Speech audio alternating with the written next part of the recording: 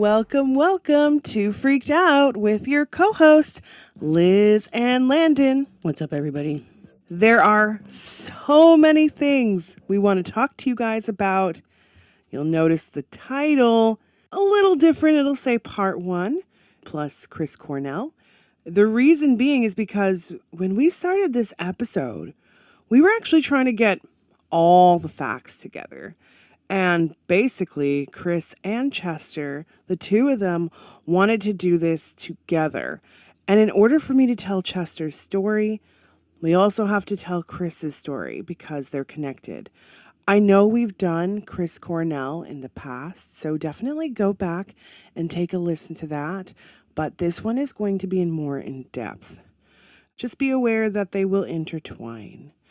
Chris is also not as vocal as Chester is, so those two go hand in hand, and there is a lot to cover, guys, and a lot to discuss. It is so crazy. We just have so much I can't wait to share with you guys. Also want to put out there as well that I had to make a promise to Chester and vow to him about something, but that'll make more sense a little later. We will also be doing a part 2, most likely in July, because we already have June all scheduled. Well, I definitely can't wait. This is a case that I have really been wanting to do and have been invested in because I really do not believe that Chester committed suicide.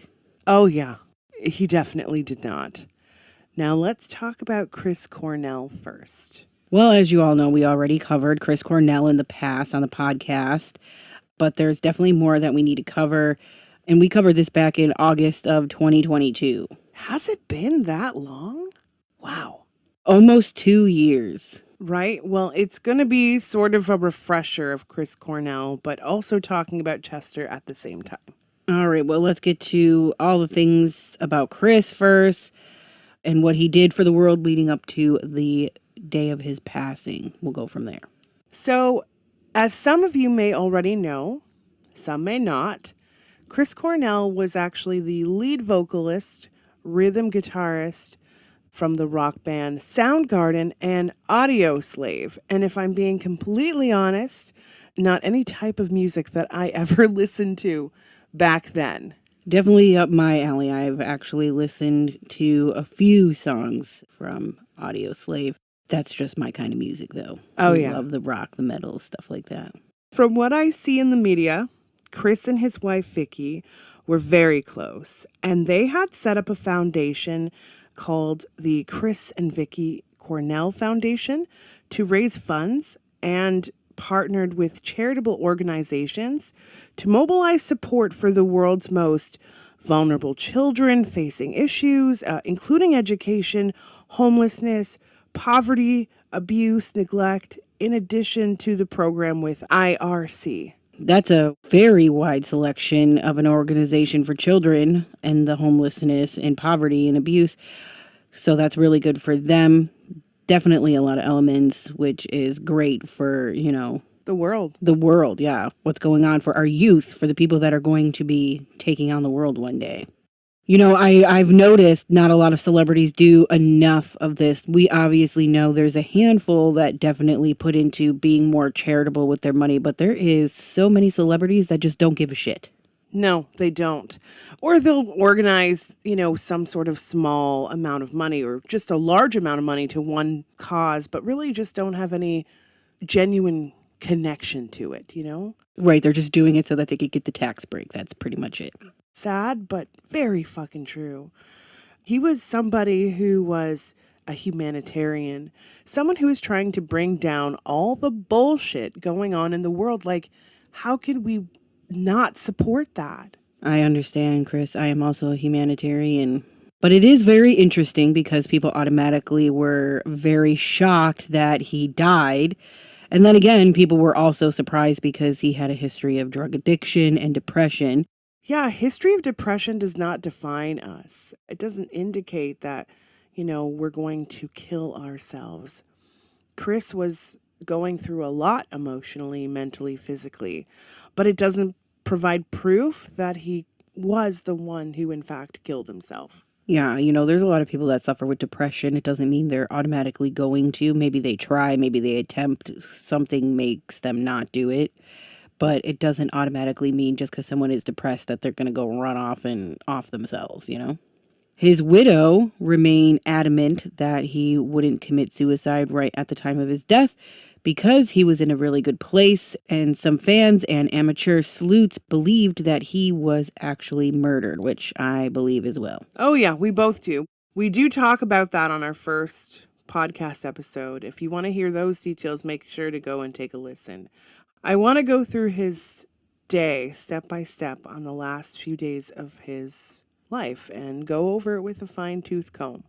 Well, Soundgarden was on tour, having just reunited after a long hiatus to the delight of fans, but obviously things took a deadly turn about an hour after the band walked off the stage at Fox Theater in Detroit, Michigan at 11:15 p.m. Now, after the concert ended, Cornell's bodyguard, Martin Kristen, walked the singer back to his MGM Grand hotel room, which is so crazy, by the way, because YouTube side of things, we're talking about Tupac, who was also at the MGM Grand watching Mike Tyson's fight.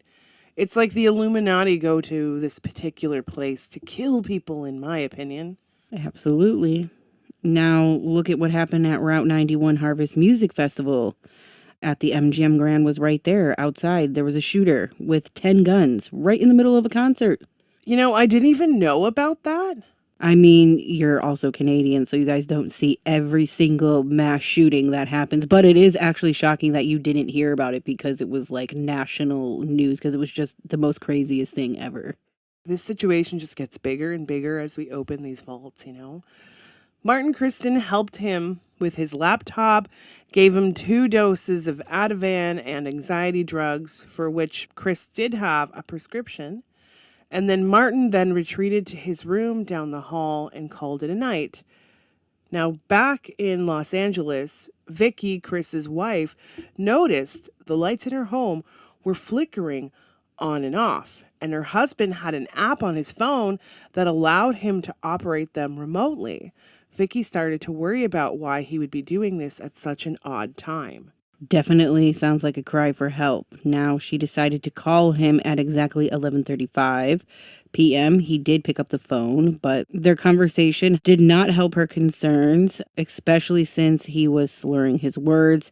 She said, "You need to tell me what you're on, what's going on." He reassured his wife that he was okay and that he had taken an extra Ativan or 2, but Vicky worried because he did not sound like he was okay at that point. She demanded that Martin go check on him. By that point, it was already too late and he was dead. That was a small window. Now, the singer had an exercise band around his neck and blood running from his mouth. While his death had been ruled as a suicide by hanging, fans also suspect that major foul play, based upon the amount of blood found at the scene, being super strange. Because, yeah, it is weird, right? His grieving family blamed his doctor, who allegedly prescribed him medication. I agree with that also. I feel like there wasn't any need for those specific drugs to be put in his body. There's other ways, that he could have dealt with stuff. Ativan is a very high-powered drug, and it's usually used for people with seizures, not really people with anxiety. Well, that's good to know. He did have a drinking history as well, and that was from the age of 13. He was doing drugs and drinking, and unlike other rebellious adolescents, he wasn't just experimenting. He was also using the LSD prescription drugs. He had a terrible experience with PCP when he was only 14. He did try to stay sober. Seemed like the perfect way to escape, but the lifestyle and being around drugs and alcohol constantly prevented him from getting past those addictions. It was a day-to-day struggle, and we're going to leave this part here, and now we're going to move on to Chester and talk about his death. Well, because both of them have to stay together in the days leading to Chester Bennington's final days before his death, he was on vacation with his family during a trip. He decided to head back home for a TV commercial, and Talinda said that he was at his best the night before he took his own life. Linda was his wife, and he was married with 6 kids from 2 different women. The singer did struggle with alcohol and drugs for years, a lot like Chris.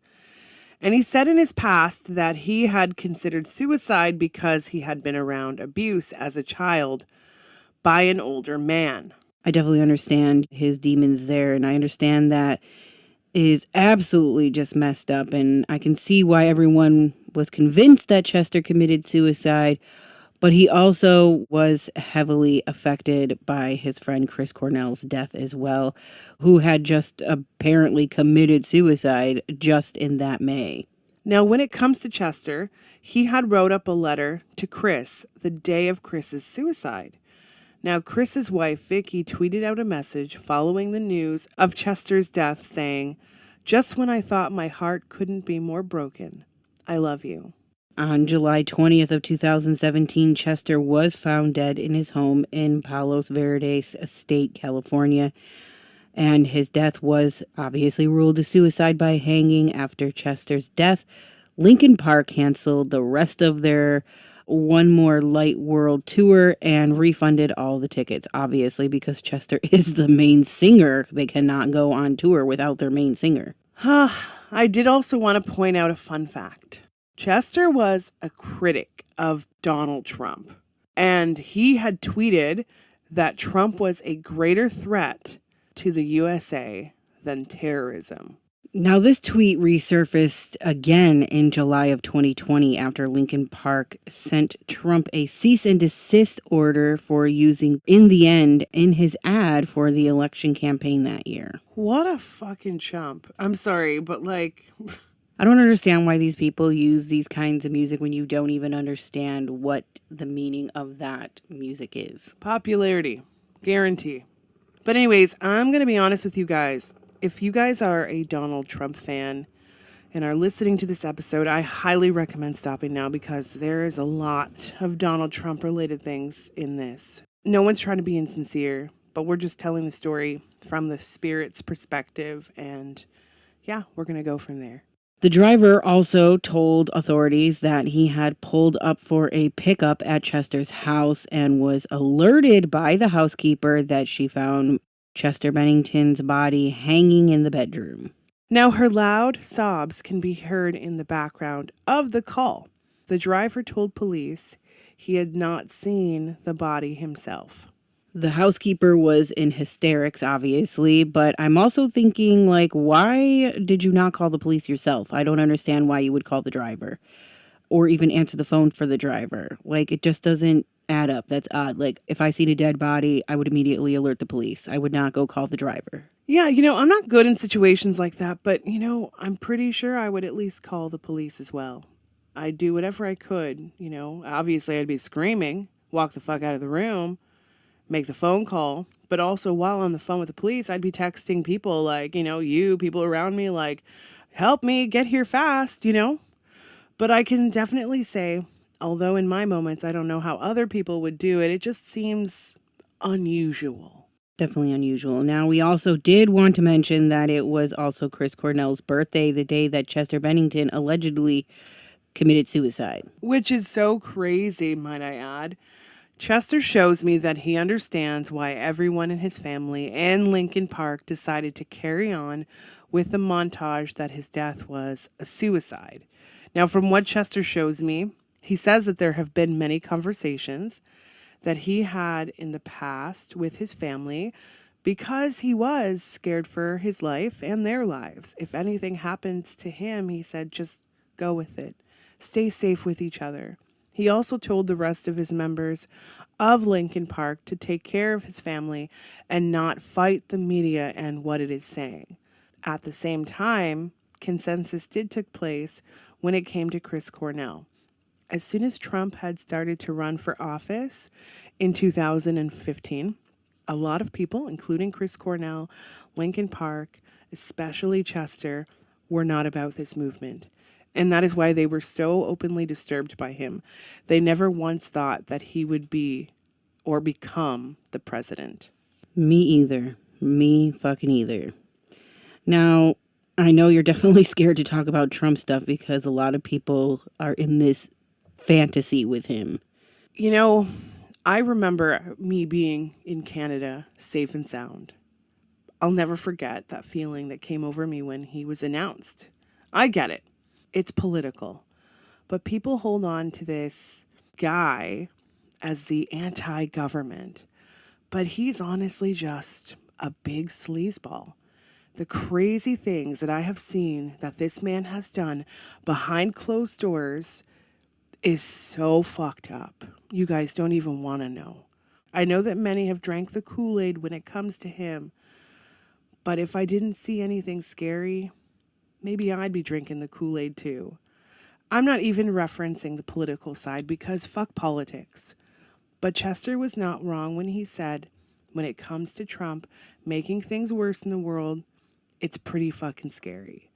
I don't like covering these topics with Trump because Trump scares the bejesus out of me. I don't feel comfortable with him being in control of the USA. Me either. Look at what he already did.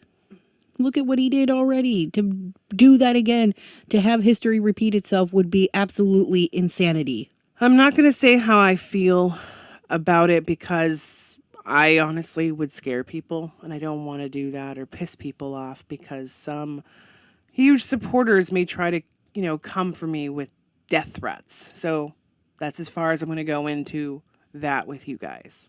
I totally get that. I think you're doing a really good job, but I also think that maybe, unfortunately, people need to be scared to understand. And I don't understand how people were not scared during the thing that happened at the Capitol. Like, yeah, that was pretty how scary. do you not be scared of that when someone has that much control over people's minds to make them pretty much commit terrorism on your own country? I don't get that. And he's not taking accountability for that in any He'll never take capacity. accountability for nothing because he's Trump and he thinks he can get away with things. Like, I totally understand only one portion of people liking Trump was because he was totally like, I'm not going to do what every other president does because he was looking at the USA as a business. But if you also look at all of his businesses, they've all crumbled. So why would you think that he would be able to do anything for us? Especially all the things that are going on in the background now. Like, he's doing a lot of bad things even now. Exactly. And getting away with it. Like, he gets away with everything. Now, if you guys have listened to our Illuminati episodes on our Epstein stuff, we have completely put a stop to our Epstein episodes because there is a lot of Trump-related things in there that we, want to talk about, but, we're kind of holding off on that. To see the results of the election. Right, we're waiting kind of for the election. So we'll probably talk about that stuff next year. But there is definitely some sort of affiliation between Trump and the Illuminati and Epstein, all mixed up there in a nice, beautiful cake. A nice, scary-ass cake. That's what I'm saying, an explosive cake. The Illuminati may have stepped in to take care of these people so that they don't cause ruckus, like Chester, Chris, Anthony, many people. What was Chris and Chester and the other people doing other than talking smack online? Like, what were they honestly really doing? Okay, so because Chris Cornell had such an involvement in charity work, he made a lot of friends and he made a lot of connections. He also saw a lot of causes. There are a lot of mini groups out there in the world right now that are trying to protect our children from being sex trafficked. They aren't doing it because, it's a publicity thing for them, right? They do this in the background privately. For instance, look what happened to Ashton Kutcher. We talked about this a couple times, but Ashton was someone who was there for the greater good. He was going to find someone. He was so close. Even though those letters did not get him out of jail, those letters were to show that they are in support of somebody who is associated with sexual abuse and pedophilia. Obviously, Ashton and his wife did do the letter, but in their mind, they were pushed to do it because of their affiliation with him. Like, you guys have a background. Do this for him. You love him. You know he's not capable of that. Like, it was that kind of energy. Definitely guilt tripping them into doing it. Oh, absolutely. Even the guy, I feel like the guy that plays Red was also a big contributor to that, They basically said, thank you for sending that letter, and they used it against him. I think the thing is, like, Ashton wanted to believe the Hyde that he had back in the day, who was not doing those things. But at the same time, we cannot blame other people for what other people do behind closed doors. If Ashton saw, Masterson fucking raping somebody or sexually assaulting them, I'm sure he would stop it instantly and get the girl help. He can't be responsible for what this dude was doing behind closed doors when Ashton was not around. He was only basing his letter off of the guy that he thought he knew. Oh, absolutely. This was all set up this way so that his company would go underground. And that's a lot of reasons why people actually don't even talk about the companies trying to bring down these sex trafficking rings, because they're afraid that the higher ups, the Illuminati, are going to put like a big red X on them, and then they lose their funding. Absolutely. 100%. It's just terrible. And obviously Ashton didn't know that at the time, but he knows now, like, what really went on there. Oh, And yeah. obviously he wants to recant his letter, but sadly he has already lost a lot of funding for his program he was working on. Well, he is going to be like a phoenix, rise from the ashes. We're not going to know about it this time. He's going to be really quiet about it, which is smart. We'll know about it. So keep that one private, guys. Absolutely. We got to get Ashton to find somebody. Like, that is the biggest thing that will push the program that he's working on in an even better direction. And I think that's the smartest thing for him to do, honestly, is to make movements in silence. When you make movements loudly, people follow you and ruin that. When you make movements in silence, you can make huge strides doing that. Oh, yeah. I was just going to say, so we obviously all know that kind of everyone in this particular situation was all trying to take down, the big sex trafficking ring. Chester, Chris, Ashton, they're all working together. Even Avicii was involved in that. Yep, there's a lot of names, actually. We're going to talk about all those names in the second part, but we'll mention a little bit more as we carry on. Now, I feel like there was a documentary that was the plan, but they didn't realize that how deep this shit went along the way. You definitely don't. Like, you just know about it, and then once you dive in, you're like, holy hell. Yeah, they found out some really crazy, horrendous situations, including names of celebrities involved. They were basically able to find like a blacklist of all the celebrities, that were connected to Epstein, that went to his island, that were hanging out and selling children, and it was fucked up. And a few people attached to the Illuminati had actually turned against the Illuminati and basically gave Chester and Chris and Anthony and Avicii this letter, this big piece of paper, this book, something. Wow. Do we know who this Illuminati person is? I do, but I'm not going to say it here because the person is still within the Illuminati and I don't want to rat them out. I mean, that's definitely a good idea. Now, will you ever provide those details potentially in the future? Oh, yeah. In my opinion, this person is honestly a very true hero.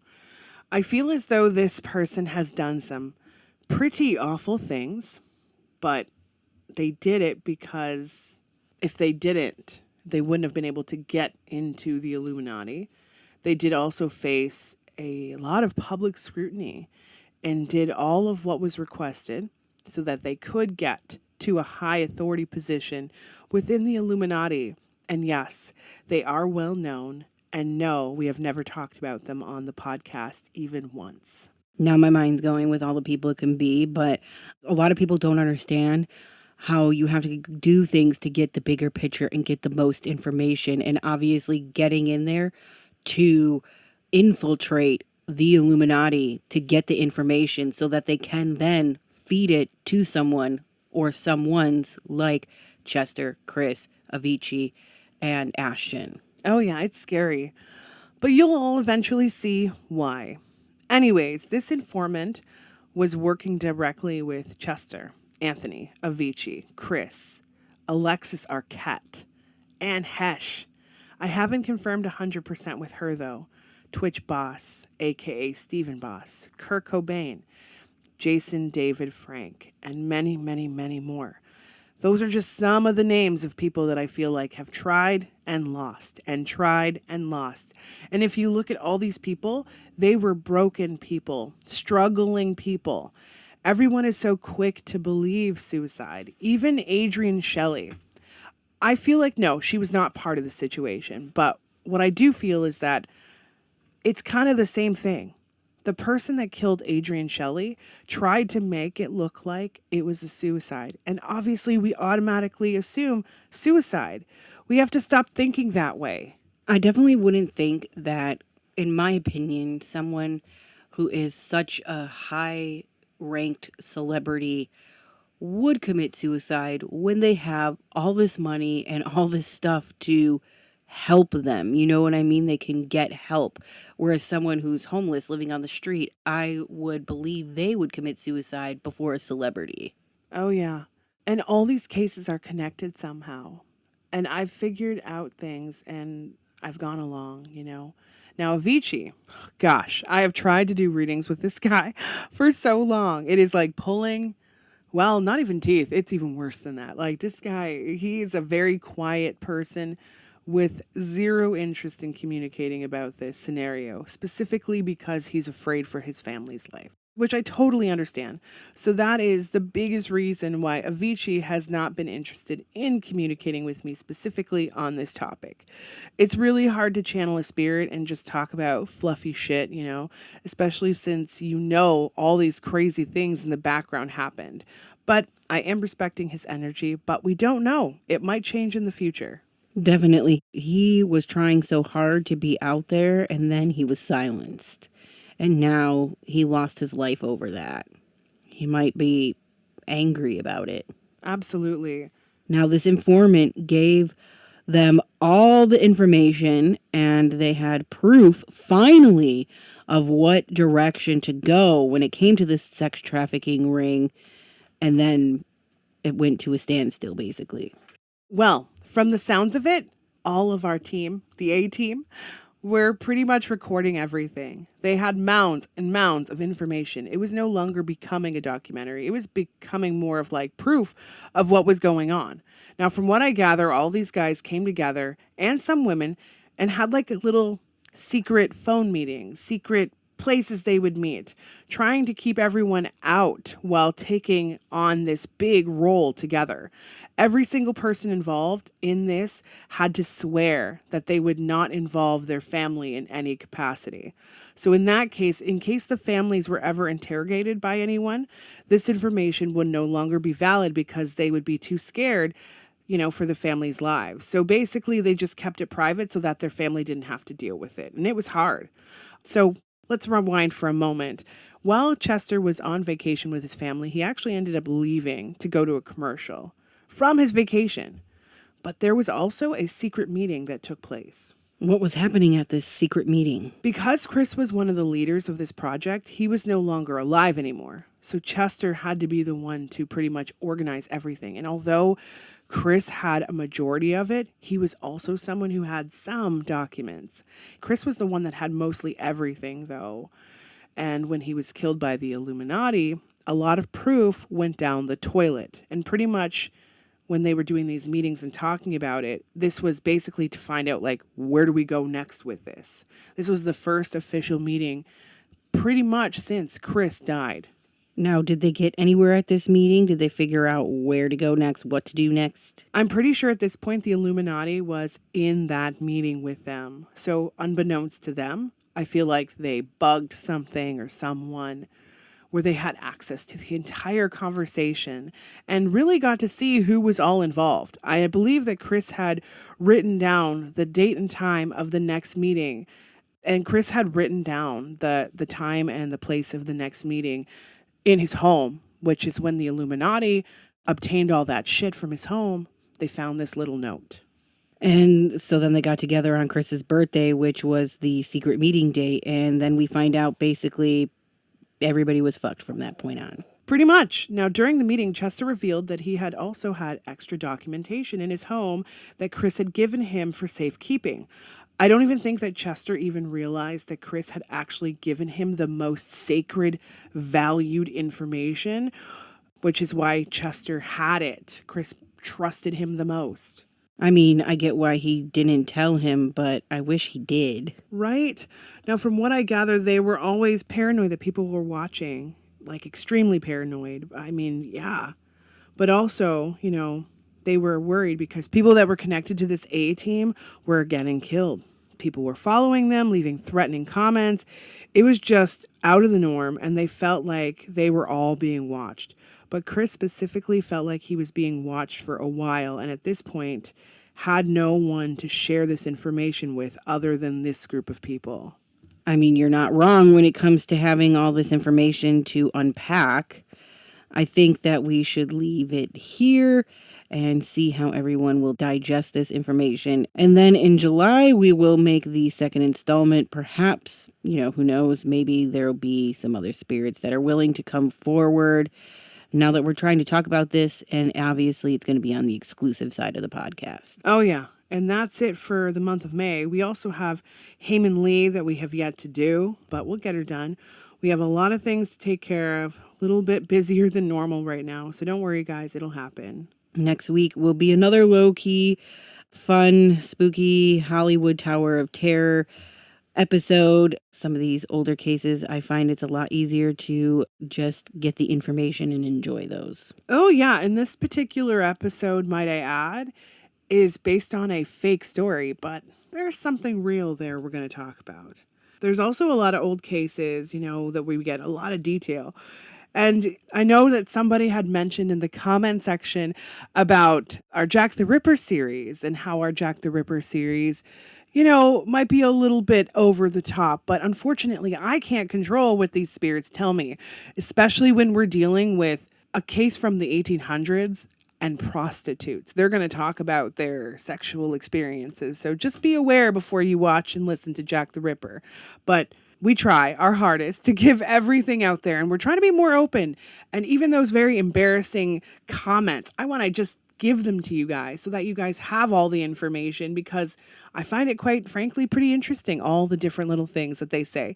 And we're trying to have fun too. Jack the Ripper's episodes have been just fun-loving, fun energy, and we want to keep that up sometimes because sometimes things are too heavy. Absolutely. I truly hate when people come in the comments at the podcast because, we put so much effort into this. This is not just something we throw together in an hour and go for it. Like, we write out the episodes. It takes a long time. I think people don't really realize how long these episodes take. It is not, like you said, 1 hour. It takes hours, days to write these episodes up. Then we have to record them, which can take a long time due to many different reasons. Like you guys hear the after part when it's put up. But some of these episodes are like 2 hours long because we have, animals, we have noise where we live, we have helicopters, airplanes, whatever. Like there's so much noise that could be happening in the background of what we're doing that all has to be edited and cut out. Then we have to send the episode obviously to an editor. Like it's a lot of work. Absolutely. So nobody's doing anything. We are seriously just trying to help out. And that's why we have our YouTube channel as well. If you have not listened to the new YouTube channel, guys, highly recommend it. It's called Freaked Out Inc. And we just did a Tupac episode, part 1.